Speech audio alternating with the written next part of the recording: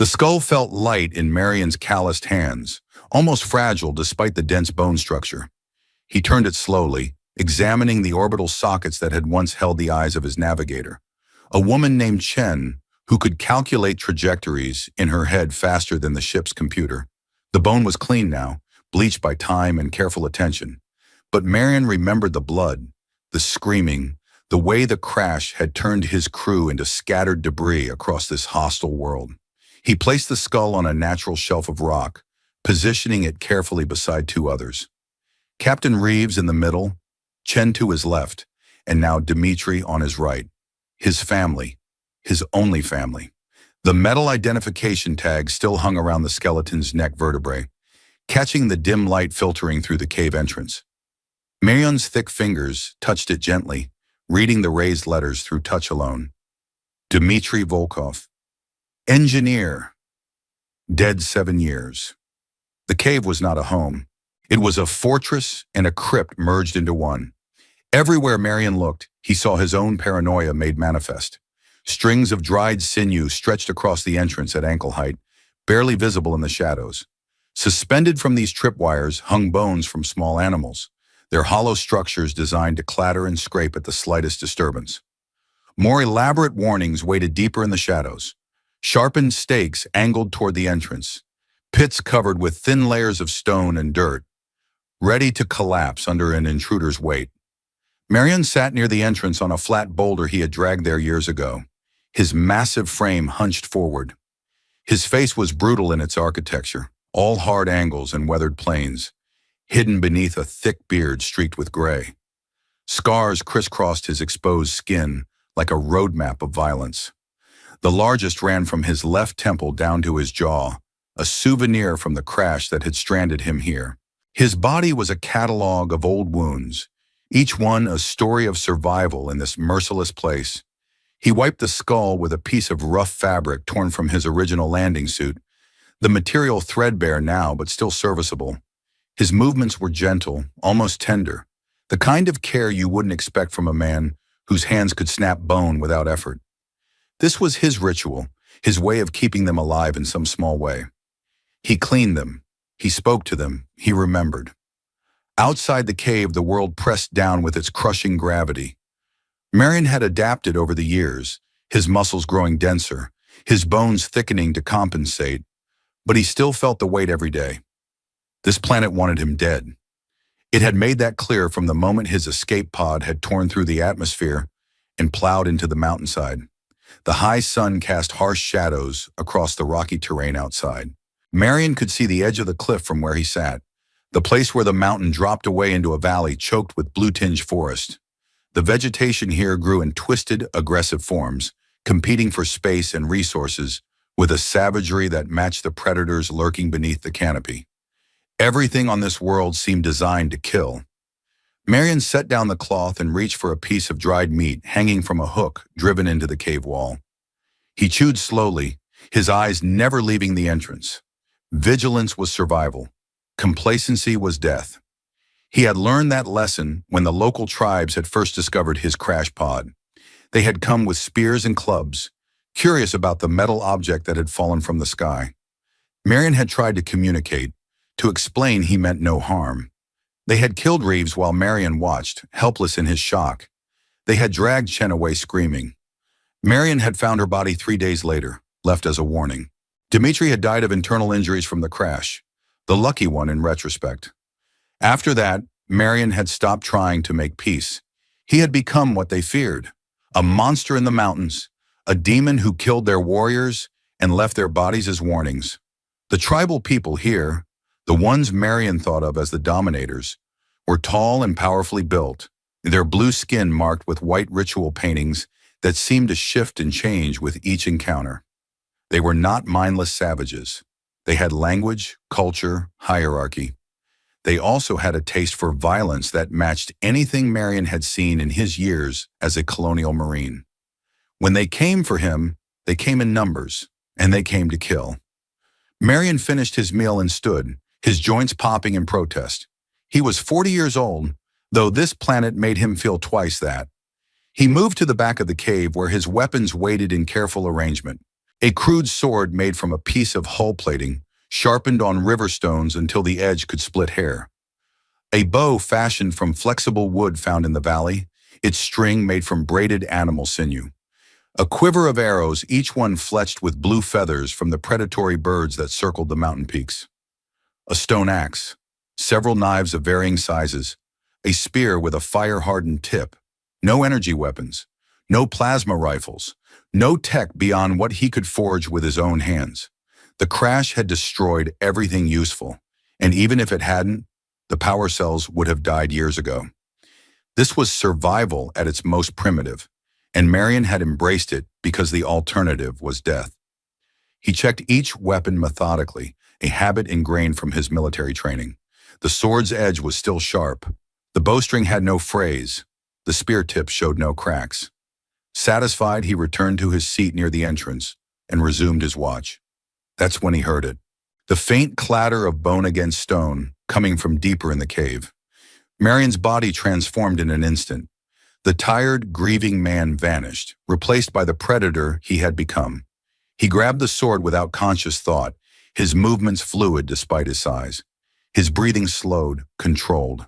His eyes adjusted to the darkness as he moved silently through the cave, bare feet finding purchase on stone without making a sound. Someone had entered his sanctuary. Someone had violated his space, disturbed his warning system, and was now standing near his memorial to the dead. Marion's grip tightened on the sword.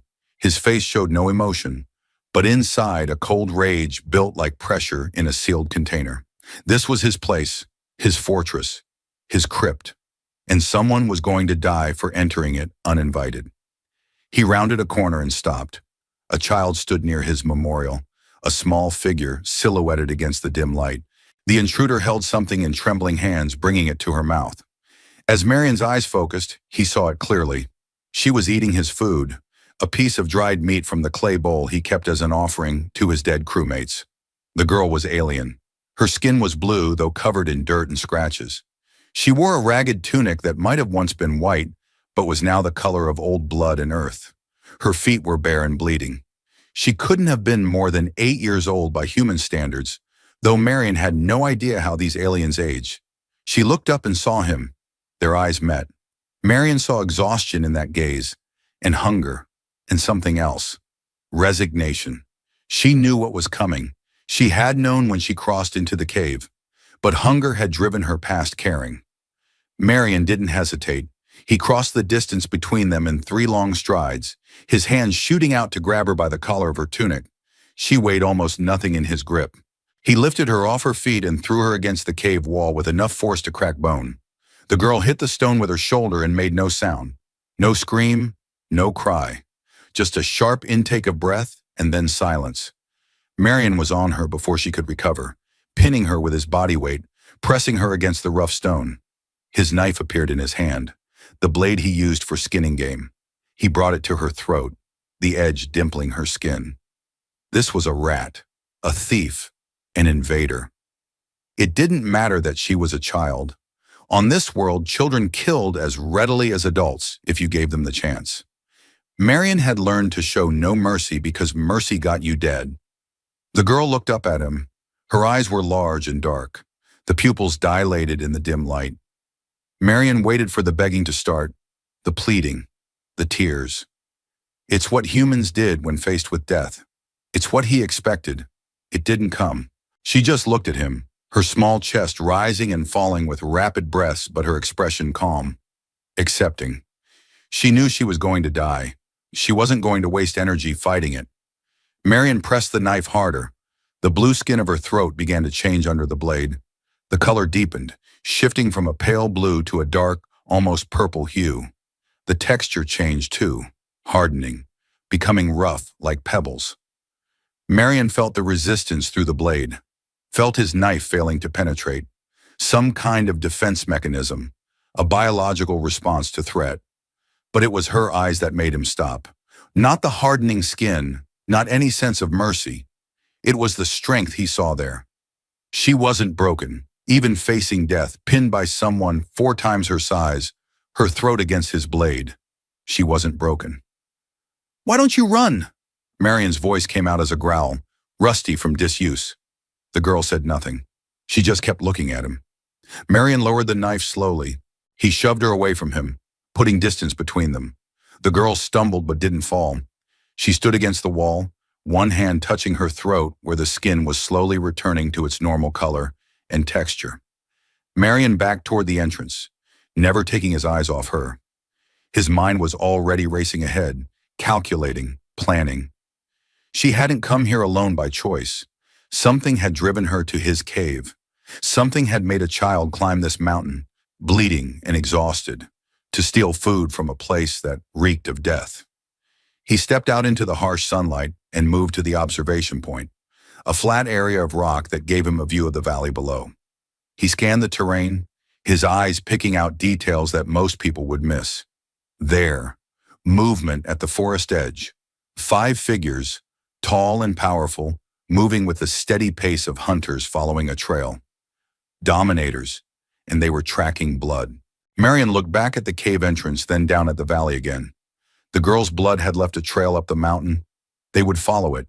They would find his cave.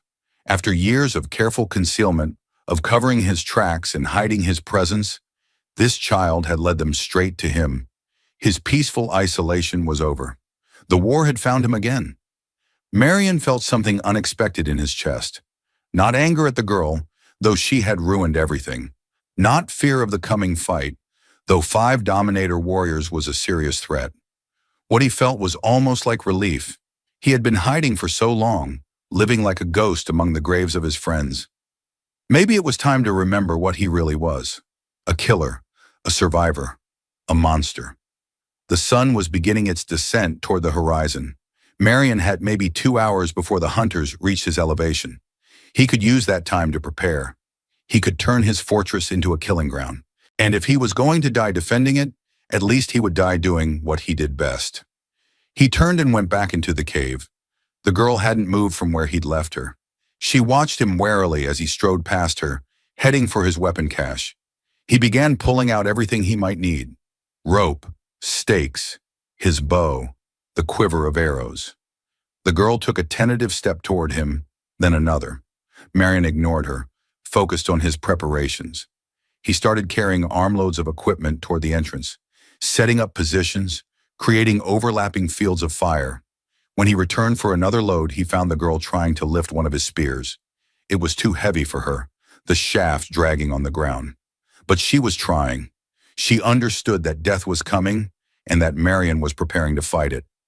Some instinct told her to help, or maybe she just knew that her survival was now tied to his. Marion watched her struggle with the spear for a moment. Then he grabbed a medium-sized stone from the cave floor and carried it to the entrance, adding it to the barricade he was building. The girl saw what he was doing. She dropped the spear and grabbed her own stone, smaller but still substantial.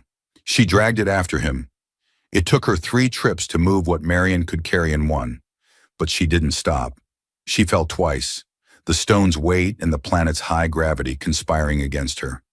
Each time she got back up, each time she kept working. Marion found himself stopping to watch her, this tiny alien child, exhausted and injured, working herself to the point of collapse to help fortify a position. She didn't ask him for anything.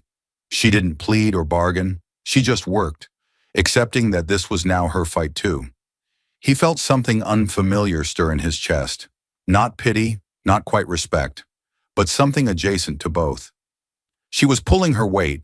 In his world, on this planet, that meant something. The light was fading when Marion finally paused in his preparations. His shoulder ached from the old injury that never quite healed right. His hands were scraped raw from handling stone. He sat down heavily near the fire pit and began the final stage of preparation, sharpening his wooden stakes to wicked points that could punch through flesh and bone. He worked quickly, his knife moving in practiced strokes. Too quickly. His hand slipped. The sharp edge of a stone slab caught his palm, opening a deep gash that immediately welled with dark blood. The pain was sharp and sudden, making him hiss through his teeth. Marion grabbed for a rag, any cloth to staunch the flow. Before he could find one, the girl was there. She had torn a piece of fabric from her already ragged tunic and was holding it out to him, her small hand extended. Marion's reaction was automatic and harsh. He slapped her hand away, the motion violent enough to make her stumble backward. Get away! Don't touch! I'll do it myself. He wrapped his hand with a dirty strip of cloth from his supplies, pulling the knot tight with his teeth and free hand. He didn't look at her, didn't acknowledge the hurt in her eyes or the way she had shrunk back from his anger. He didn't need help. He didn't want help. He had survived this long by depending on no one, and he wasn't about to change that now.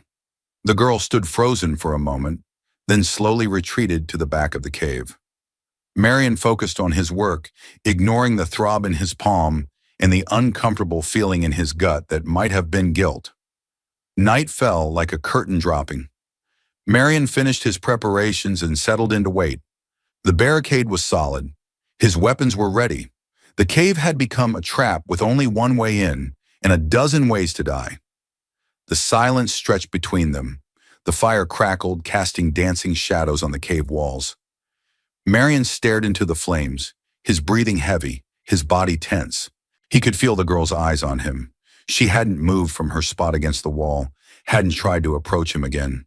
Then, cutting through the tense silence, came her voice. It was small, barely more than a whisper, but in the confined space of the cave, every word was clear.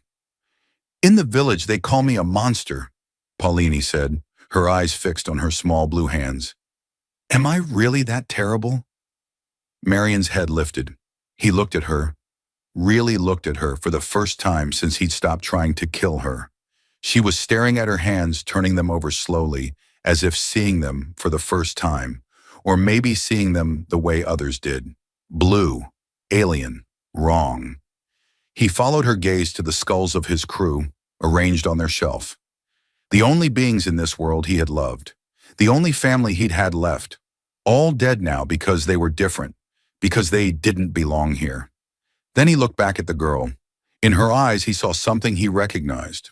The knowledge of being alone, of being hated for what you are rather than what you've done. The dominators hunting her weren't doing it because she had wronged them. They were doing it because she existed, because she was different, because in their society, being different was a death sentence. Marion understood. To the people of this world, he was the monster, the pale-skinned demon who killed their warriors and disappeared into the mountains like smoke. They told stories about him, he was sure. Warnings to keep children from wandering too far. Nightmares given form. He and this girl, they were the same. Outcasts, monsters, alone. Marion didn't say no. He didn't tell her she wasn't terrible or monstrous. The world didn't work that way. Labels didn't matter when you were trying to survive. But what he did do mattered more than any words.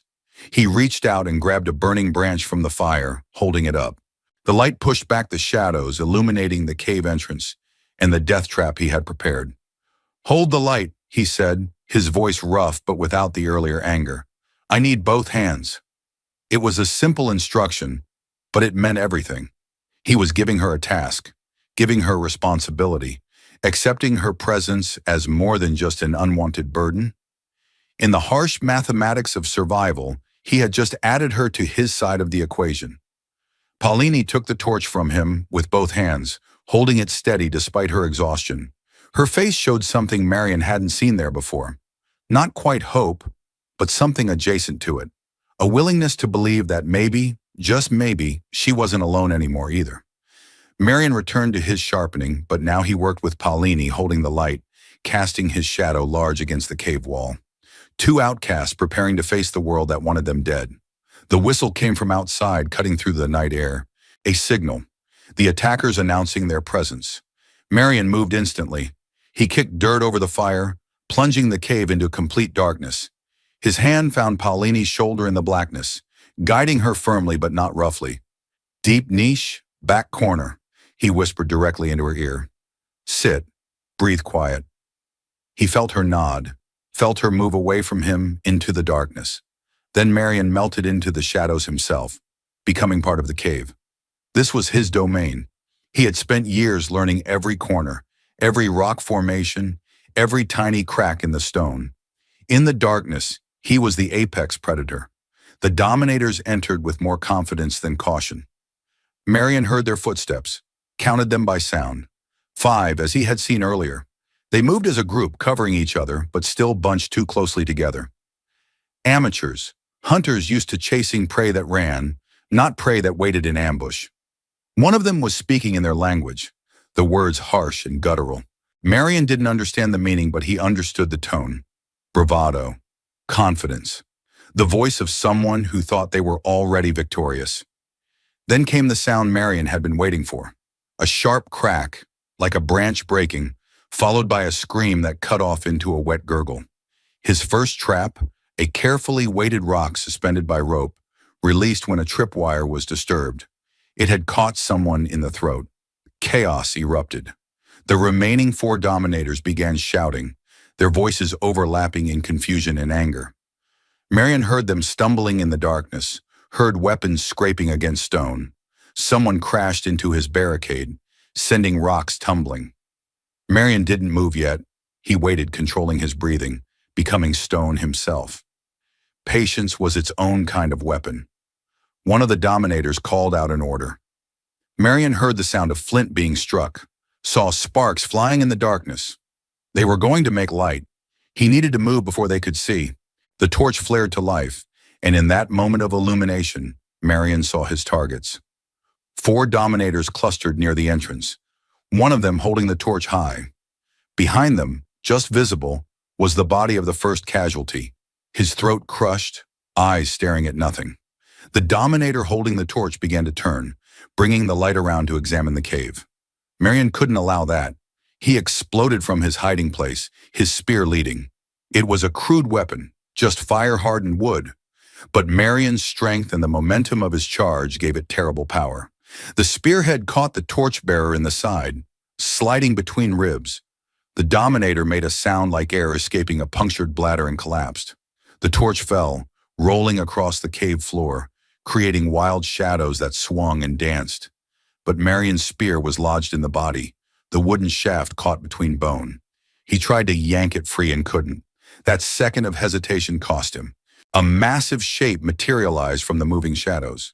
The largest dominator, the one Marion would come to think of as the chieftain, swung a club made from some kind of dense bone. It caught Marion in the shoulder with devastating force. He heard the crack of his own clavicle breaking and felt a bolt of white-hot pain shoot down his arm. Marion staggered, his grip on the spear loosening. His left arm went numb from the shoulder down, useless. The chieftain laughed, a deep booming sound, and pressed his advantage. The club came around again, aimed at Marion's head. Marion ducked under the blow, feeling the wind of its passage. He rolled away, his hands scrambling for another weapon. His fingers closed on one of his sharpened stakes, the wood smooth under his palm. It wasn't much, but it would have to do. The chieftain came at him again, flanked now by his 2 remaining warriors. They had Marion surrounded, their backs to the deeper parts of the cave. The torchlight showed their blue faces split in savage grins. They thought they had him. Marion feinted left, then dove right, moving with a speed that shouldn't have been possible for a man his size with a broken shoulder. He came up in a crouch near his memorial, his back against the cave wall. The dominators closed in, taking their time now. They could see he was injured, see him retreating. They could savor this. One of them, younger than the others, broke formation.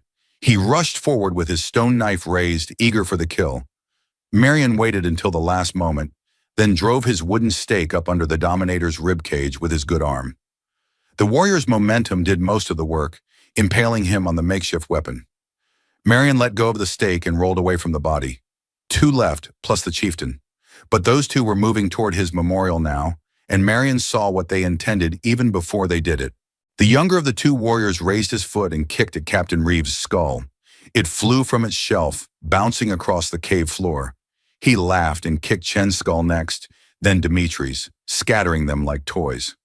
Something broke inside Marion. It wasn't rage exactly. It was colder than that, more final. These bones were all he had left of his humanity, the last connection to the people who had meant something to him. And these savages were treating them like trash. Marion roared. It wasn't a human sound. It was the noise a wounded animal makes when backed into a corner with nothing left to lose. He charged the warrior who had kicked the skulls, his broken shoulder forgotten in the fury that consumed him. He hit the Dominator with his whole body, driving him into the cave wall. Then Marion was on top of him, his good hand wrapped around a rock, bringing it down again and again. He felt bone break beneath his knuckles, felt warm blood splash his face, and he didn't stop. The Dominator's companion tried to intervene, swinging his club at Marion's exposed back. But in his rage, Marion had put himself in a position where his next move would be to die. His back was open. He was focused on his enemy. He had made the most basic mistake a fighter could make. The club descended, aimed at the base of Marion's skull. It would crush his spine, kill him instantly. Then Paulini was there. Marion didn't see her coming, didn't know she had left her hiding place. But suddenly she was between him and death. And the heavy stone club that should have ended Marion's life instead crashed into her small back. The sound wasn't what Marion expected. Instead of the wet crunch of breaking bones, he heard something almost musical, a sharp, ringing note like metal striking stone. Paulini's skin, her entire back, had transformed in that instant of mortal terror. The blue softness had become something else, something like chitin or armor, blue-black and hard as granite. The club's stone head cracked. Fragments of rock fell to the cave floor. The Dominator holding it stared in shock at his broken weapon. That moment of surprise was all Marion needed. He spun on his knees and drove the fragment of bone he'd taken from the warrior beneath him up and under the chin of the new threat. The pointed end punched through soft tissue and into the brain. The Dominator went down like a puppet with cut strings, but there was still the chieftain. Marion struggled to his feet, his body screaming in protest. His vision was narrowing, black spots dancing at the edges. He'd lost blood, taken too much damage. He could feel shock trying to claim him, his body wanting to shut down. The chieftain stood near the entrance, watching. He had seen everything, seen his warriors die, seen the small alien girl's impossible defense, seen Marion's berserker fury, and now he was adjusting his strategy. Instead of attacking, the chieftain began gathering up fallen torches. He threw them toward the back of the cave, toward where Marion's food stores were, where his bedding was, where everything that would burn waited. The dry grasses and wood caught immediately. Smoke began to fill the cave. Marion understood the tactic. He couldn't chase the chieftain out into the open, not in his condition, but he also couldn't stay here. The smoke would kill them if the fire didn't. His eyes went to the scattered skulls of his crew. They lay across the cave floor, some cracked, all disrespected. Marion took a step toward them, thinking he could gather them up, save them. Then he looked at Paulini. She was slumped against the wall where the impact had thrown her. Her armor had faded, the blue skin returning to its normal softness. She was coughing, the smoke already affecting her. Her eyes met his through the gray haze. Living or dead? Choose. Marion made his choice. He grabbed the metal identification tag from the floor where it had fallen, the only piece of Captain Reeves that he could carry. He stuffed it in his pocket and then he was moving, scooping Paulini up with his good arm. She weighed less than his spear. Up, he growled. There's a way up. At the back of the cave, behind where his memorial had stood, was a narrow crack in the ceiling, a natural chimney that led to the plateau above. Marion had found it years ago and kept it as an emergency escape route, never thinking he'd actually need it. Now, with smoke filling his lungs and fire spreading across the cave floor, that narrow passage represented their only chance at survival. Marion boosted Paulini up into the chimney. She grabbed the rough stone and began climbing. Marion followed, using his legs and his good arm to push himself upward. The rock was hot from the fire below, almost too hot to touch. The chimney was barely wide enough for his shoulders. It was like being born in reverse, fighting your way back into the stone womb of the mountain. Paulini's foot slipped above him. She started to fall. Marion caught her ankle with his broken arm, the pain so intense it almost made him black out. But he held on. He wouldn't let go. Not now. Not ever.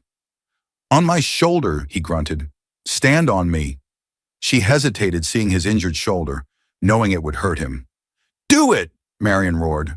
Paulini climbed onto his shoulders, her small feet finding purchase.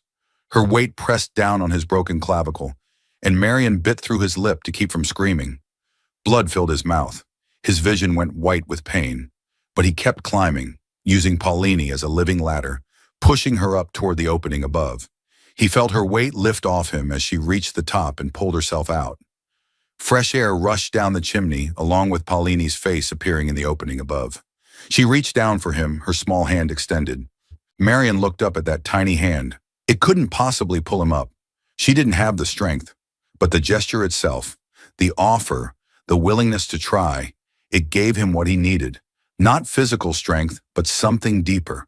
The will to keep going. He planted his feet against the walls of the chimney and pushed, his muscles burning, his bones screaming. His good hand found the edge of the opening. One more push. One more. His head broke free into the night air. Then his shoulders. He dragged himself out onto the stone plateau and rolled onto his back, his chest heaving, sucking in the thin, cold air of the mountain heights. Paulini collapsed beside him. They lay there together, two broken figures on a flat expanse of rock, while below them the cave that had been Marion's home burned. Smoke and sparks shot from the chimney like a volcanic vent. Everything he had built, everything he had kept from his old life, was being consumed by fire. Marion didn't cry. He was beyond tears. He just lay there staring up at the alien stars, feeling the cold stone beneath him and the heat of his own blood soaking his clothes. After a moment, he heard movement. He turned his head, expecting to see Paulini. Instead, he saw the chieftain. The massive dominator stood between them and freedom, silhouetted against the starlit sky. He had climbed the outer face of the cliff while they escaped through the chimney. Now he blocked their path to the downward slopes, the only way off this plateau that didn't involve a fatal drop. The chieftain's body was covered in scars and white tattoos that seemed to glow in the darkness. His long blue hair moved in the wind. In one hand he held a massive stone axe. His stance was relaxed, confident. He had them trapped, and he knew it. Marion forced himself to his feet. Every movement was agony. His broken shoulder hung useless at his side. He had no weapons, nothing but his fists and his will to survive. The chieftain had reach, fresh strength, and a weapon that could split bone with ease. The odds were laughably bad. Marion smiled. "Come on, then," he wheezed. The chieftain obliged. He moved forward with measured steps, not rushing, knowing that time was on his side. Every second Marion stood there bleeding was a second closer to collapse. The chieftain just had to wait. But Marion had never been good at patience. He attacked first, charging with what strength he had left. It was a desperate move, but desperation was all he had. The chieftain's expression didn't change. He simply raised his foot and delivered a devastating front kick to Marion's chest. Marion felt ribs crack. The air exploded from his lungs. He flew backward, his feet leaving the ground, and landed hard on his back near the edge of the cliff.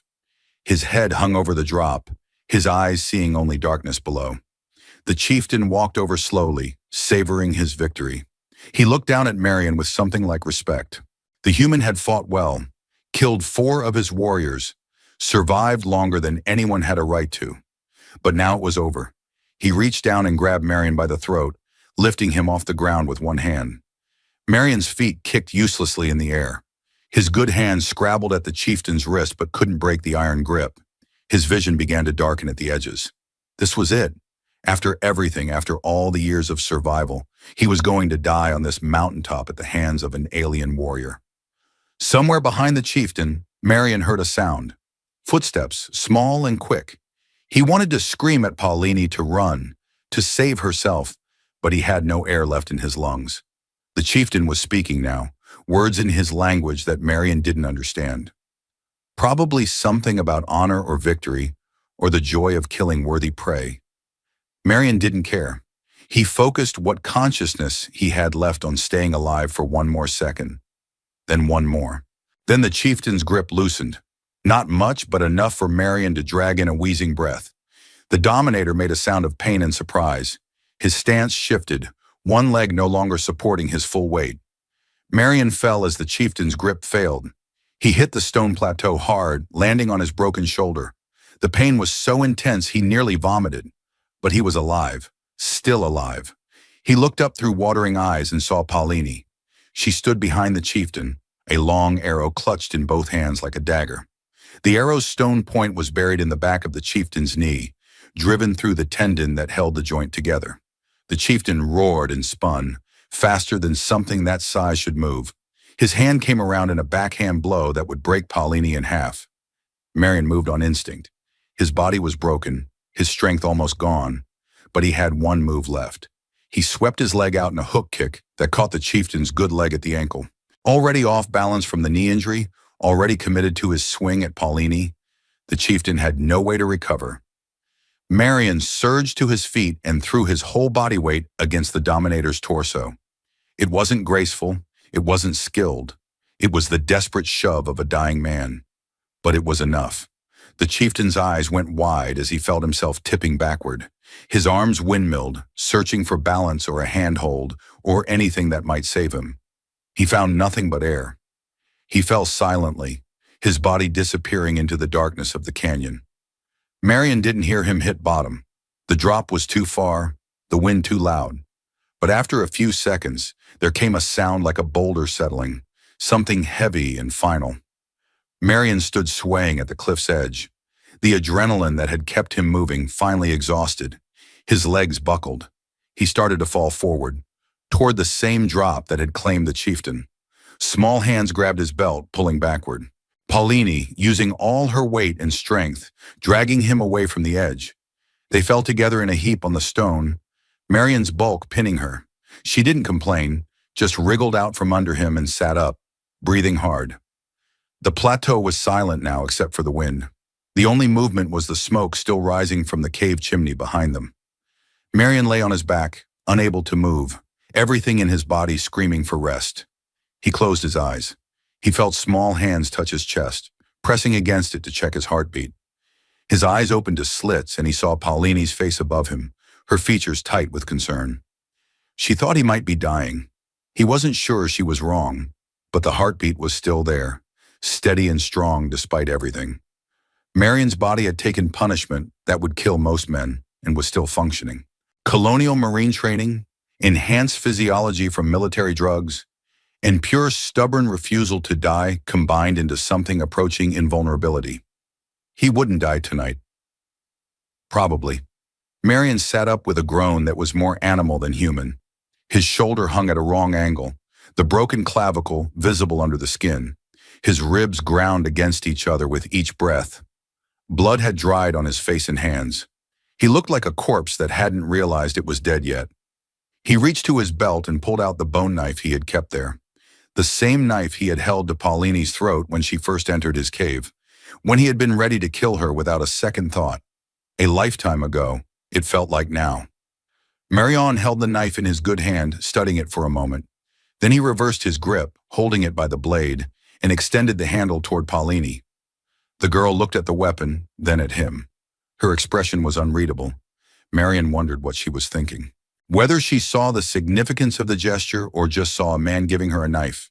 "Take it," he said hoarsely. Paulini's fingers closed around the bone handle. It was too big for her hand, designed for an adult grip, but she held it firmly. She looked at the blade, testing the edge with her thumb the way she'd seen Marion do. Marion watched her with his knife, this tiny alien child who had saved his life, who had taken a blow that should have killed her to protect him, who had somehow found the courage to attack a warrior 3 times her size with nothing but an arrow in desperation. "You're not a monster," Marion said. His voice was rough, each word costing him. "You're a hunter now." The words felt inadequate even as he said them. They didn't capture everything he wanted to express. The gratitude, the recognition, the acceptance. But they were all he had. And from the way Paulini's expression changed, the way something shifted in her eyes, maybe they were enough. She tucked the knife into her makeshift belt, securing it carefully. Then she moved to Marion's side and ducked under his good arm, supporting some of his weight. She was far too small to actually help him stand, but the gesture itself steadied him. Marion used her as a crutch and levered himself upright. The world spun for a moment, then settled. His body screamed at him to lie down, to rest, to stop moving. He ignored it. Rest was death. Movement was survival. That had been true from his first day on this planet, and it was still true now. He looked around the plateau, getting his bearings. The smoke from his burning cave was a beacon that would draw attention for miles. They needed to move, To get off this mountain before more dominators came to investigate. But where? His sanctuary was gone. His supplies, his weapons, everything burned or abandoned. Marion's eyes tracked to the eastern edge of the plateau. From there, a treacherous path led down into a different valley, one he had never explored. The terrain there was supposed to be even harsher than what he knew. Worse predators, more hostile environment. There was a reason he'd never ventured that direction. But his old territory was compromised now. Every tribe within a day's walk would know about the fight on this mountain. Some would see it as an opportunity. Others would see it as a threat that needed eliminating. Either way, staying near here was suicide. So east it was. Into the unknown. Marion took a step in that direction, his body protesting but obeying. Paulini moved with him, staying close, ready to catch him if he fell. Together they made their way across the plateau, two small figures against the vast expanse of stone and sky. Behind them, the cave continued to burn, the smoke rising into the night like a funeral pyre. Marion didn't look back. There was nothing behind him now but ghosts and ashes. Everything that mattered, everything that was still alive, was right here. The path down was steep and treacherous in the darkness. More than once, Marion's foot slipped on loose stone, and only Paulini's quick grab at his belt kept him from tumbling down the slope. She was stronger than she looked, or maybe just more determined than anyone had a right to be. They moved slowly, feeling their way more than seeing it. The alien stars provided some light, but not enough. Marion's body was running on fumes now, his enhanced metabolism burning through his last reserves just to keep him conscious. He knew he needed water soon, and food and medical attention for his shoulder. The broken bone needed to be set or it would heal wrong, leaving him permanently crippled. But those were problems for later. Right now, the only problem was moving forward, one foot in front of the other, one step, then another, the simple arithmetic of survival. As they descended, the air grew warmer and more humid. Marion could smell the distinct scent of the jungle below, that mix of rotting vegetation and living things and water. It was different from the valley he knew, sweeter somehow, but also more cloying. It spoke of life in abundance, which meant danger in abundance too. The first hints of dawn were touching the eastern sky when they finally reached the valley floor. Marion's legs gave out the moment they hit level ground. He collapsed against a massive tree trunk, his body finally refusing to take another step. Paulini sat down hard beside him, her own exhaustion showing in every line of her small body. They sat together in silence as the sun rose, painting the jungle canopy in shades of blue and purple that hurt to look at. The sounds of the jungle awakening filled the air. Calls of strange birds, the rustling of things moving through the underbrush, the distant roar of something large and probably carnivorous. This was not a safe place. But then again, nowhere on this planet was safe. Marion had learned that lesson well enough.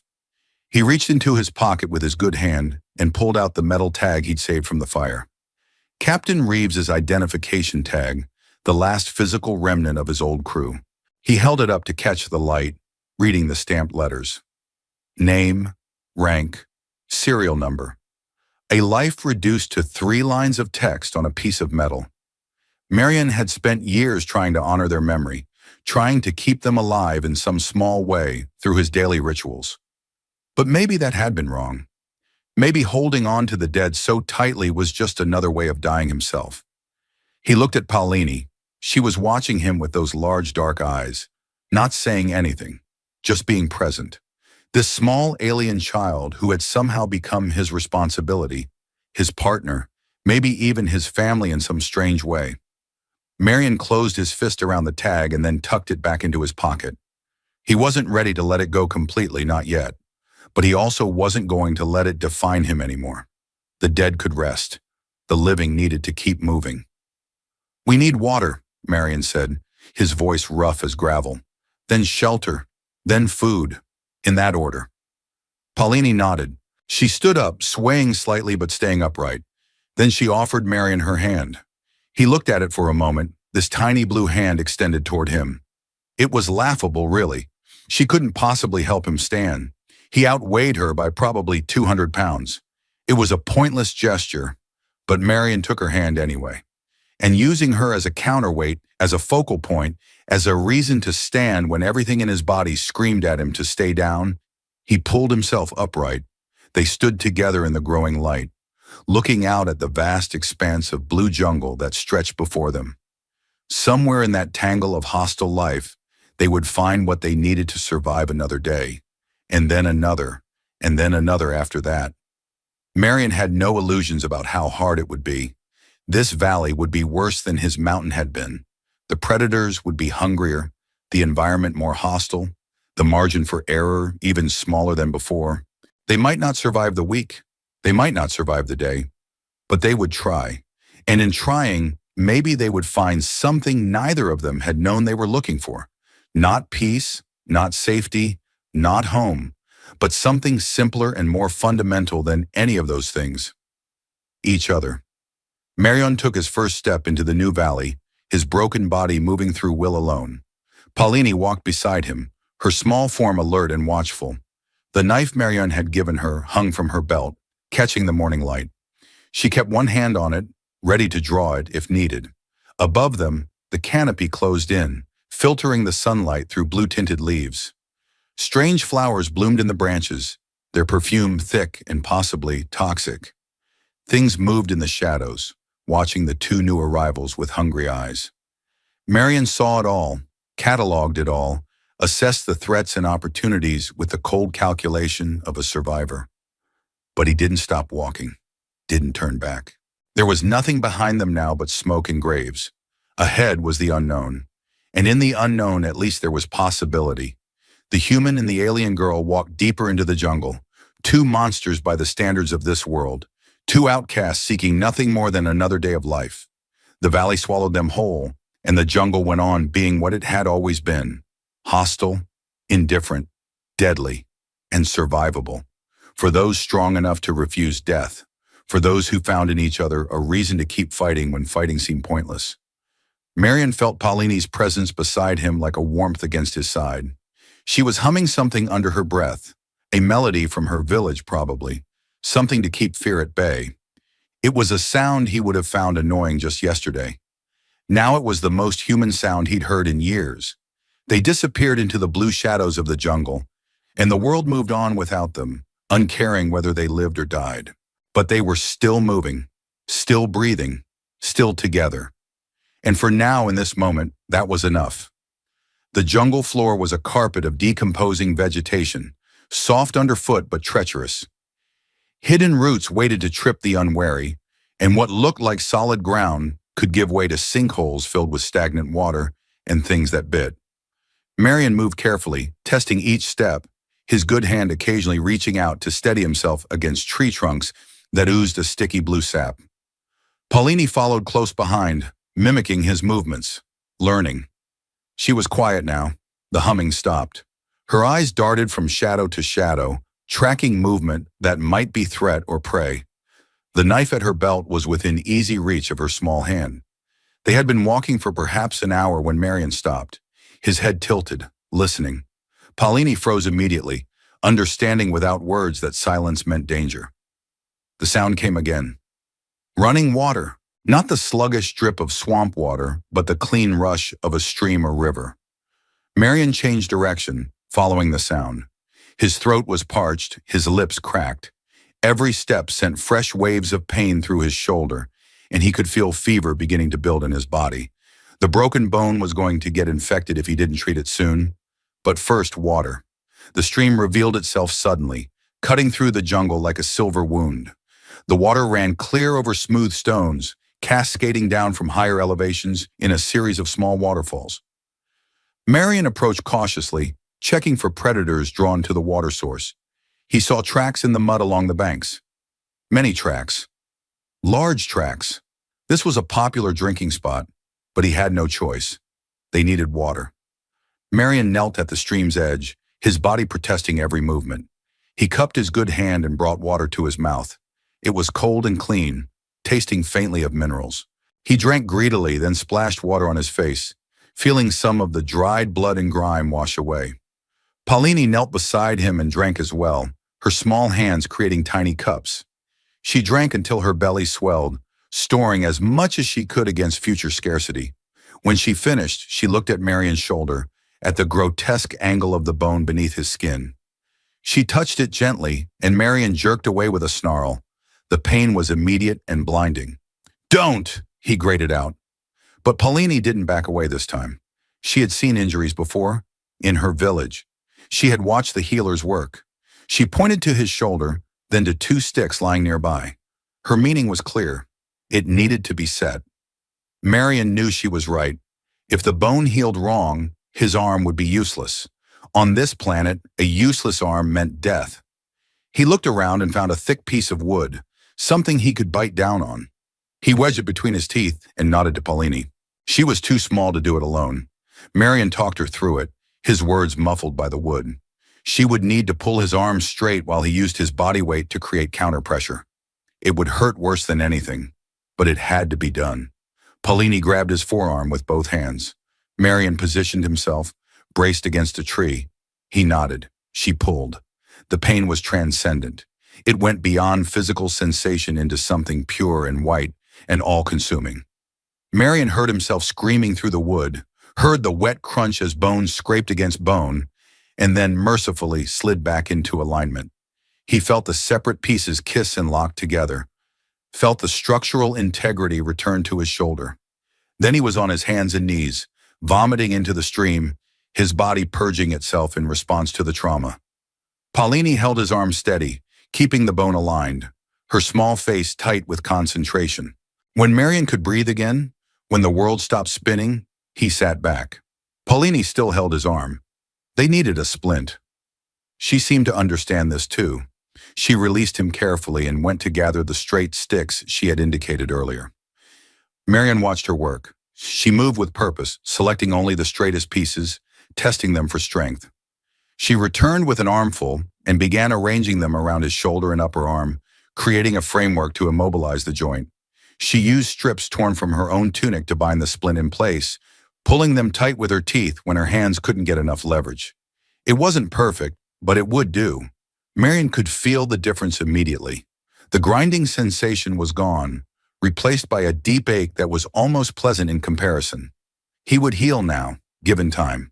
His enhanced physiology would knit the bone faster than a normal human's, but it would still take weeks before he had full strength back. He looked at Paulini with new appreciation. The small alien girl had just performed battlefield medicine without being asked, without instruction. She had seen what needed to be done and had done it. How many 8-year-olds could do that? But then, she wasn't a normal 8-year-old. She had survived in a world that wanted her dead, had climbed a mountain while bleeding and exhausted, had thrown herself in front of a killing blow to save someone she barely knew. She was a survivor, just like him.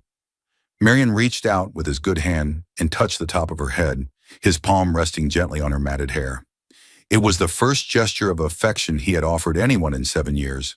Paulini looked up at him, her dark eyes wide, and something passed between them.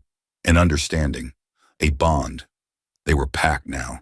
The sound came from upstream. A deep, rumbling growl that Marion felt in his bones as much as heard. Paulini's hand went to her knife immediately. Marion struggled to his feet, his body still weak from the shoulder procedure, but his mind sharp with adrenaline. Something was coming, something big. The creature emerged from the jungle upstream, its massive body moving with surprising grace. It stood perhaps 10 feet tall at the shoulder, covered in thick blue fur that seemed to absorb light rather than reflect it. 6 legs carried its bulk, each ending in claws the size of daggers. Its head was broad and flat, the mouth filled with teeth designed for tearing meat. Marion had seen these things from a distance before, had watched them hunt from the safety of his mountain. The locals called them something that translated roughly to shadow walkers. They were apex predators, feared by every living thing in the jungle, and this one was looking directly at him. Marion's weapons were gone, burned in the cave. He had nothing but his broken body and Paulini's small knife. The shadow walker could kill them both without breaking stride. The creature lowered its head and sniffed the air, testing their scent. Marion could see its muscles bunching, preparing for the charge. He had maybe 3 seconds to make a decision, run and die tired or stand and die fighting. He chose neither. Instead, he grabbed Paulini and threw her into the stream, then dove in after her. The current was stronger than it looked, immediately pulling them downstream. Marion fought to keep his head above water, his broken arm useless for swimming. Paulini surfaced beside him, sputtering but swimming with surprising efficiency. The shadow walker roared and plunged into the water after them. Its 6 legs found purchase on the stream bed, and it began wading through the current with relentless determination. But the water slowed it down, and the current was carrying Marion and Paulini faster than the creature could walk. They tumbled over one of the small waterfalls, the drop only about 6 feet but enough to disorient. Marion hit bottom first, his feet finding the stream bed. He grabbed Paulini as she went past and dragged her to the far bank. The shadow walker was still coming, its roar echoing through the jungle. Marion and Paulini scrambled up the muddy bank and into the underbrush. Marion's lungs burned, his shoulders screaming in protest. They couldn't outrun this thing. It would run them down within minutes. Then Paulini did something unexpected. She grabbed a handful of the blue flowers that grew in profusion around them and crushed them in her hands. The perfume intensified, becoming almost overpowering. She smeared the crushed petals across Marion's chest and then her own. Marion started to protest, then understood. She was masking their scent. It was a desperate gamble, but it was all they had. They moved away from the stream as quickly and quietly as they could, heading deeper into the jungle. Behind them, they heard the shadow walker emerge from the water, heard it snuffling and snorting as it tried to pick up their trail. The scent of the flowers was everywhere now, confusing the creature's nose. After what felt like hours but was probably only minutes, the sounds of pursuit faded.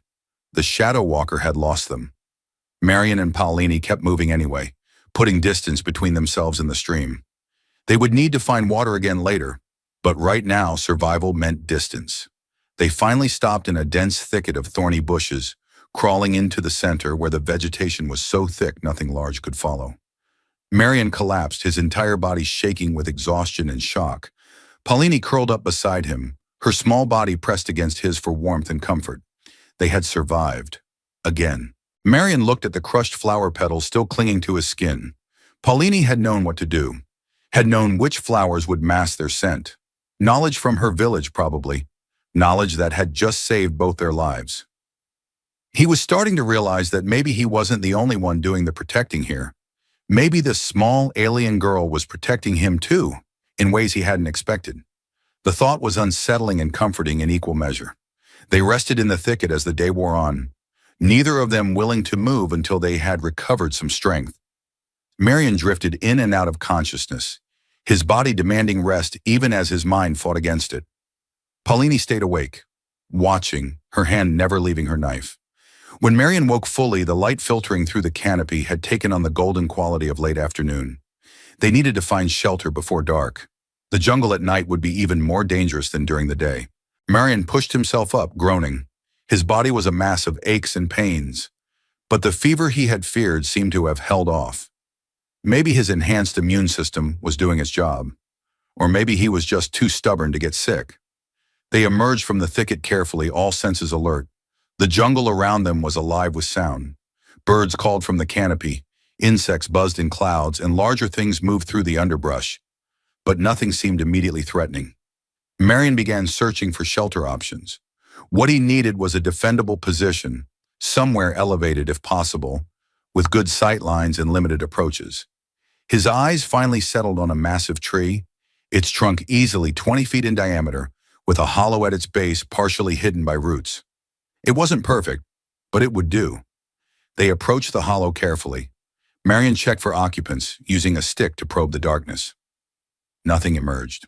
The space was barely large enough for both of them, but that was an advantage. Nothing large could get in to attack them. Marion sent Paulini to gather anything that could be used for bedding while he fortified the entrance. He dragged logs and stones into position, creating a partial barrier that would slow any attack and give them warning. Without his full strength, it was slow work, but he kept at it. Paulini returned with armfuls of broad leaves and soft moss. She had also collected a dozen strange fruits, each one about the size of her fist with a hard outer shell. She cracked one open against a rock and showed Marion the soft, pink flesh inside. She ate a small piece, watching him to see if he understood. Food. She had found food. Marion took one of the fruits and cracked it open. The flesh inside smelled sweet but not cloying. He took a cautious bite. It tasted like a cross between melon and something vaguely nutty. His stomach, empty except for stream water, cramped with sudden hunger. He ate the rest of the fruit quickly, then another. Paulini had done it again, found something useful, saved them both. They ate until they couldn't eat anymore. Then Marion arranged the bedding in the hollow. The space was tight, forcing them to lie close together. Marion positioned himself at the entrance, his body serving as a final barrier between Paulini and anything that might try to get in. As darkness fell, the jungle transformed. The daytime sounds faded, replaced by new ones. Clicks and whistles and strange warbling calls. Something screamed in the distance, a sound of pain or terror that cut off abruptly. Closer by, Marion heard the soft padding of many feet. Something or several somethings passing by their tree. Paulini pressed closer to him, trembling. Marion put his good arm around her, holding her tight. "Sleep," he whispered. "I'm watching." He didn't expect her to actually sleep. But after a while, her breathing deepened and her body relaxed. The exhaustion had finally claimed her. Marion kept his vigil, staring out at the darkness, listening to every sound, cataloging every threat. His mind wandered as the night stretched on. He thought about his cave, now just ash and stone. 7 years he had lived there, surviving alone, speaking to the dead. He had thought that was strength, that isolation was survival. But now with this small alien child sleeping trustingly against his chest, he wondered if maybe he had been wrong. Maybe isolation wasn't strength. Maybe it was just another kind of death. Paulini made a small sound in her sleep, something between a whimper and a sigh. Marion's arm tightened around her reflexively. Whatever she was, wherever she had come from, she was his responsibility now. His pack, his family. The thought should have terrified him. Caring about someone was a vulnerability, a weakness that could be exploited. But instead, Marion felt something else. Purpose. For 7 years, he had survived just to survive, with no goal beyond seeing another sunrise. Now he had a reason. He had to keep Paulini alive. He had to teach her to survive in this merciless world. He had to make sure she grew strong enough to stand on her own. And maybe in teaching her, he would remember how to live instead of just survive. Dawn came slowly to the jungle, the light filtering through layer after layer of canopy until it reached the forest floor as a dim green twilight. Marion had dozed during the darkest hours but never truly slept. His body ached with fatigue, but his mind was sharp. They needed to move, to find a more permanent shelter, and most importantly, to find more food and water. Paulini woke with the light, her eyes opening immediately to full awareness. No grogginess, no confusion. She simply woke, assessed her surroundings, and was ready to move. Marion found himself impressed yet again. This girl had been trained for survival, even if she didn't realize it. Her village might have called her a monster, but they had also made her resilient. They dismantled their makeshift camp, taking the fruits that remained and anything else that might be useful. Marion checked his splint. The binding had loosened during the night, and he had Paulini tighten it again. The pain in his shoulder had settled into a deep, persistent throb. Not pleasant, but manageable. They needed a plan. Marion was used to living in one place, fortifying it, making it defensible. But that strategy had failed. The dominators had found him, and they would find him again if he stayed in one location. So maybe the answer was to keep moving, become nomadic, stay ahead of any pursuit. But that required resources, weapons primarily. He needed to make new ones. A spear at minimum, ideally a bow and arrows. Maybe a stone axe. They also needed containers for water and some kind of pack to carry supplies. Marion began gathering materials as they moved. Straight branches for spears and arrows, flexible wood for a bow, vines that could serve as cordage, sharp stones that could be worked into points and edges. Paulini helped, quickly learning what he was looking for and bringing him samples. They worked as they traveled, Marion using his one good arm to strip bark and split wood. It was slow going, but by midday he had crafted a crude spear. The shaft was too green to be ideal, and the fire-hardened point wasn't as sharp as he would have liked. But it was a weapon. They were no longer helpless. The discovery of the clearing came as a surprise. One moment they were pushing through dense jungle. The next they emerged into an open space perhaps 100 yards across. In the center of the clearing stood the remains of something made by intelligent hands. A structure, or what was left of one. Walls of fitted stone, mostly collapsed now, covered in vines and moss. Some kind of building, ancient and abandoned. Marion approached cautiously, his new spear held ready. This could be a den for predators, or worse, could still be occupied by whatever built it. But as they drew closer, he saw no signs of recent habitation, just old stone and older decay. They entered through what had once been a doorway. Inside, the roof had long since collapsed, letting in the light. But the walls still stood in places, and Marion could see that this space could be made defensible with work.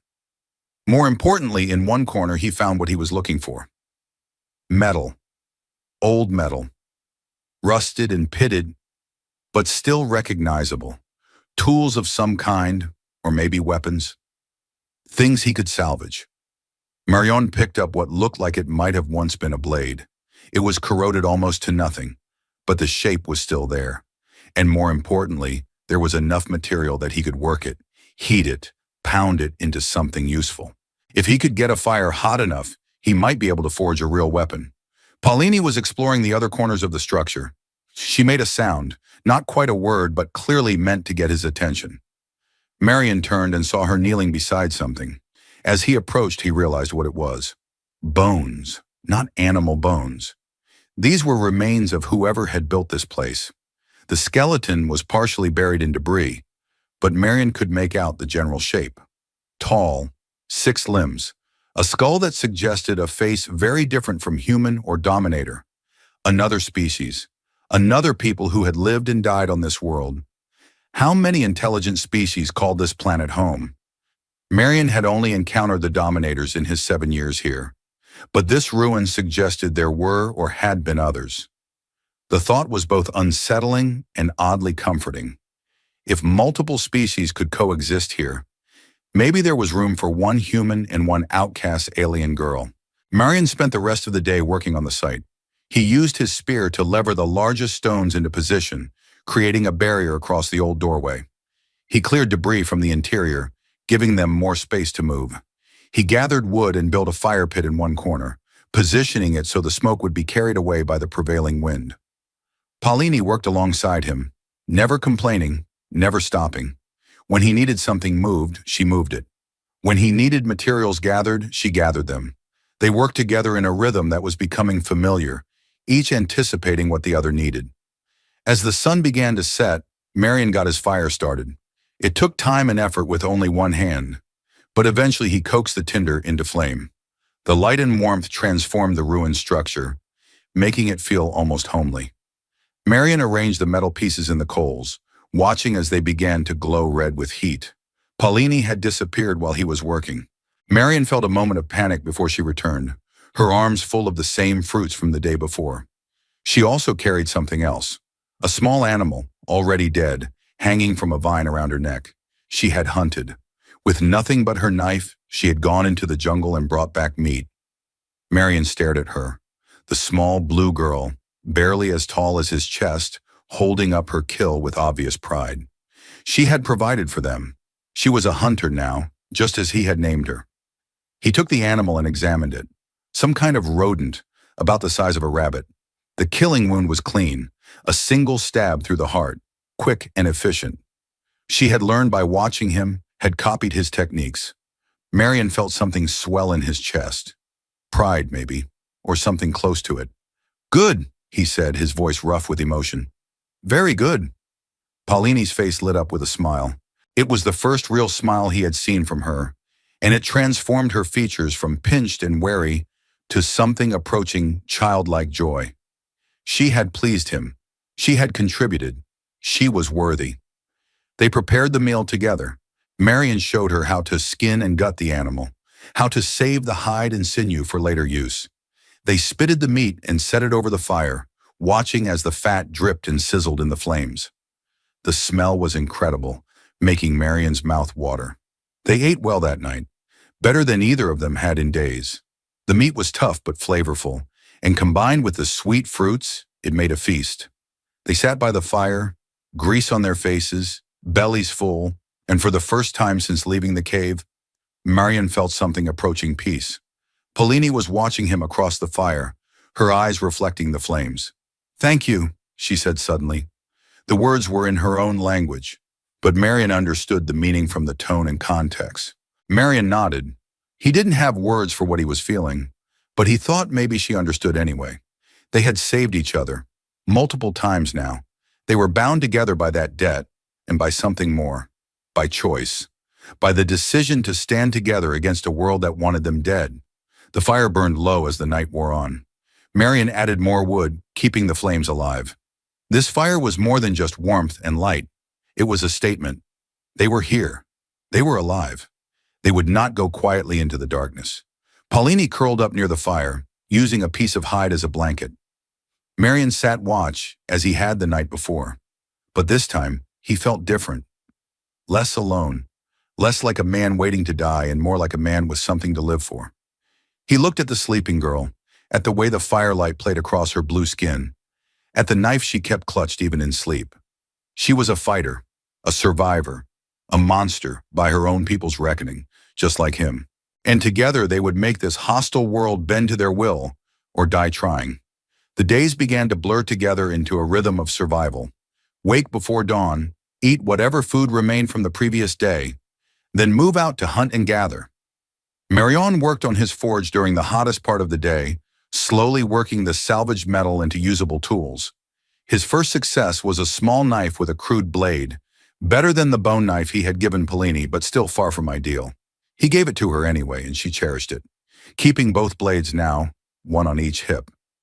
Paulini's hunting skills improved rapidly. She learned to move silently through the jungle, to read tracks and sign, to anticipate where prey would be. She brought back small game regularly, enough to keep them fed. Marion taught her everything he knew, and she absorbed it all like a sponge. But they weren't alone in the jungle. Marion saw signs of other travelers, tracks that weren't animal, scratches on trees that marked territory, the cold remains of fires. Someone else was out here, and they were getting closer to Marion and Paulini's territory. Marion knew they couldn't avoid contact forever. This ruin was too valuable a resource. If others were in the area, they would eventually find it. The question was whether those others would be hostile or not. The answer came on the morning of their 5th day in the ruin. Marion woke to find Paulini already up, crouched at the entrance, staring out at the jungle. Her hand was on her knife, her body tense. Marion joined her, his spear ready. 3 figures stood at the edge of the clearing. They were keeping their distance, not advancing, but not retreating either.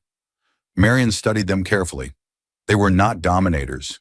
These beings were smaller, their blue skin lighter in shade, their bodies less muscular. They wore simple tunics similar to what Paulini wore, and they carried spears and bows.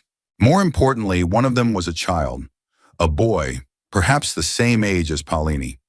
He stood behind the 2 adults, peering around them with wide, curious eyes. The adults were afraid. Marion could see it in their posture, in the way they gripped their weapons. But they were also desperate. They wouldn't be here otherwise. One of the adults, a woman, took a hesitant step forward. She raised her empty hands, showing she meant no threat. Then she spoke, her voice carrying across the clearing. Marion didn't understand the words, but the tone was clear. She was asking for something, pleading maybe. Paulini stirred beside him. She understood the language, her people's language. These were from her village, or one like it. Marion looked at her, waiting for her to translate, to tell him what they wanted. But Paulini said nothing. She just stared at them, her face unreadable. The woman tried again, gesturing at the boy behind her, then at her own mouth. Marion understood them. They were hungry. They were asking for food or shelter. They were refugees, just like Paulini had been. Marion made a decision. He stood up slowly, making sure they could see he was injured, that his arm was splinted. He wasn't a threat, or at least not an immediate one. He gestured to the clearing, indicating they could approach. The woman hesitated, then began walking forward slowly. The others followed. As they drew closer, Marion could see they were in bad shape. thin, covered in scrapes and insect bites, exhausted. They had been traveling hard, running from something. They stopped about 20 feet away.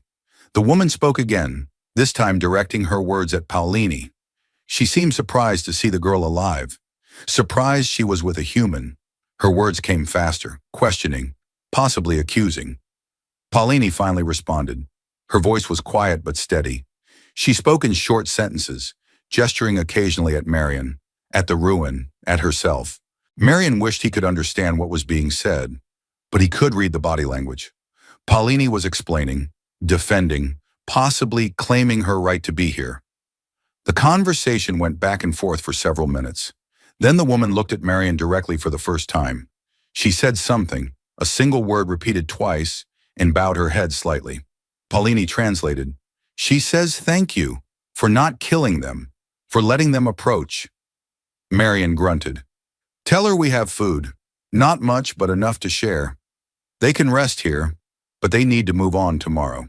This isn't a charity house." Paulini relayed the message. The woman nodded gratefully and said something else. Paulini listened, then turned to Marion with troubled eyes. "She says the Dominators are hunting them. They fled from a village raid 3 days ago. The warriors came at night, killed many, took others. They escaped with only what they could carry. The Dominators are behind them, maybe half a day's travel." Marion felt his blood go cold. Half a day. The Dominators were that close, and once they found these refugees, they would find the ruin. They would find him and Paulini. He looked at the 3 desperate people standing in his clearing. The woman, her companion, and the child. They were dead weight, liabilities. The smart move would be to send them away, let them draw the hunters in another direction. But Marion couldn't do it. Not with that child looking at him with the same desperate hope he had once seen in Paulini's eyes. Not when he knew exactly what the Dominators would do if they caught them. "They can stay tonight," Marion said finally. "We leave at first light, all of us. Tell them to rest while they can." Paulini translated, and the relief on the woman's face was palpable. They approached slowly, and Marion let them into the ruin. The woman's name was Irene, she explained through Paulini. Her companion, a lean man with a scarred face, was Hardy. The boy was simply called Little One, a common name for children who hadn't yet earned their adult name. Marion shared what food they had, watching as the 3 newcomers ate like they hadn't seen a meal in days. They probably hadn't. He used the time to assess them. Irene was tough, a survivor. Hardy was a fighter. Marion could tell by the way he carried himself and by the scars on his body. The boy was quiet, traumatized probably, but he watched everything with intelligent eyes. They could be useful if they could keep up, or they could be dead weight that got them all killed. As night fell, Marion organized watch shifts. He would take first watch, Hardy second, Irene third. They needed to be alert. If the Dominators were as close as Irene said, they might attack during the night. Marion sat at the entrance to the ruin, his spear across his knees, watching the darkness. Paulini sat beside him, refusing to sleep until he did. They sat in comfortable silence, listening to the jungle night sounds, each lost in their own thoughts. "They are afraid of you," Paulini said quietly after a while. "They should be," Marion replied, "but they came anyway, because you let me live, because I am here with you. They think if you did not kill me, maybe you will not kill them." Marion grunted. "Maybe I'm getting soft." Paulini shook her head. "No, you are not soft. You are—" She struggled for the word in her limited vocabulary, then gave up and said something in her own language. Marion didn't need a translation. He understood the sentiment. He was something other than soft, something harder, something that could afford to show mercy because it was strong enough that mercy was not weakness. They sat in silence for a while longer. Then Paulini spoke again, her voice even softer than before. "My village cast me out because my skin armor scares them. They say it means I am cursed by demons. When I was born, the elders wanted to leave me in the jungle to die. My mother refused. She hid my difference. But when I was 6, other children attacked me. They hit me with rocks, and my skin changed, became hard. The rocks bounced off. They ran screaming. The elders said I had to leave or they would kill my mother too." Marion looked at her, this small girl who had lived through so much. Your mother let you go? To save herself? To save the family? I have siblings, younger ones. If she fought for me, they would all die. So I left. I lived in the woods outside the village, eating scraps, hiding. When the Dominators raided, I ran. I climbed the mountain because nowhere else was safe. Marion felt something tighten in his chest. Anger, maybe, or sorrow. This child had been thrown away like garbage because of something she couldn't control, something that should have been seen as a gift, not a curse. Her armor had probably saved her life dozens of times, but her people were too afraid to see the value in it. Fools. They were all fools, and they didn't deserve a daughter as strong as Paulini. You're with me now, Marion said gruffly. Nobody throws you away while I'm breathing. Paulini looked up at him, her eyes shining in the firelight. She didn't say anything, but she leaned against his side, her small body trusting and warm. Marion put his good arm around her, holding her close. They sat like that until it was time for Hardy to take his watch. Then Marion and Paulini retreated to their corner of the ruin, lying down together in the small nest of leaves and moss they had made. Marion's last thought before sleep claimed him was that maybe, just maybe, they would all survive tomorrow. He should have known better. The attack came 2 hours before dawn. Marion woke to Hardy's shouted warning and the sound of fighting. He rolled to his feet, grabbing his spear, and ran toward the entrance.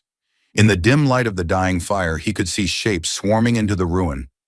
Dominators, at least 6 of them, maybe more. Hardy was already down, blood streaming from a head wound. Irene was fighting with her spear, trying to cover the boy, but she was outmatched, being driven back by 2 larger warriors. Marion charged into the fight without hesitation. His spear took the first Dominator in the side, the point punching through ribs and into vital organs. The warrior went down and Marion ripped the spear free, spinning to face the next threat. But there were too many of them. They had brought a full war party. Marion counted 8, now 7, against 3 adults, 1 child, and a girl with a knife. The math was brutal. Marion roared, drawing attention to himself, trying to pull the attackers away from the others. It worked too well. 4 warriors turned on him, recognizing the greater threat. They came at him together, working as a unit. Marion fought like a demon. His spear was a blur, blocking strikes, counterattacking, using his strength and reach to keep them at bay. But his broken shoulder limited his mobility, and he couldn't maintain the pace. A club caught him in the ribs, cracking bone. A spear point opened his thigh, blood running hot down his leg. He was going to die here. They all were. And there was nothing he could do to stop it. Then Paulini was there. She had little one with her, and they both had knives. They attacked one of Marion's opponents from behind, their small blades finding gaps in his defense. The warrior screamed and spun, swiping at them. They danced away, and Marion took advantage of the opening to drive his spear through the warrior's back. 6 left, but Marion could barely stand now. Blood loss was making him dizzy. Hardy was unconscious or dead. Irene was still fighting but losing ground. This was it, the end. Then something impossible happened. The jungle exploded with movement. Figures burst from the tree line, charging into the fight. Marion's exhausted mind registered blue skin, thought they were more Dominators, and prepared to die fighting. But these newcomers were attacking the Dominators, not Marion's group. They fought with controlled fury, their weapons finding targets with practiced efficiency. In less than a minute, the remaining Dominator warriors were dead or fleeing. Marion collapsed against the wall, his spear falling from nerveless fingers. He watched as one of the newcomers approached him, a male, tall and lean, with ritual scars across his chest. He spoke to Marion in a language Marion didn't understand, then turned and called to someone else. Paulini appeared at Marion's side. "They are from another clan," she gasped, her own small body covered in blood. "Some hers, most not. Not Dominators. They are hunters. They track the Dominator war parties, attack them when they are vulnerable." "Enemy of my enemy," Marion muttered, his vision graying at the edges. The scarred male was speaking again, and Paulini translated haltingly. "He says, we have killed many of their enemies. He says we are brave. He asks, will we join them?" Marion looked around the ruined structure. Hardy was alive, groaning as Irene tended his wound. Little one was terrified but unharmed. Paulini was bloodied but standing, and he himself was barely conscious, bleeding from a dozen wounds. They couldn't survive alone. Not anymore. They needed allies. They needed a group. "Tell him yes," Marion said. "Tell him we will join them. But Paulini stays with me. Always." Paulini relayed the message. The scarred male nodded once, then barked orders to his companions.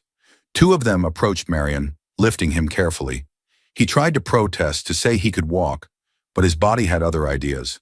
Darkness rose up and claimed him, and Marion knew nothing more.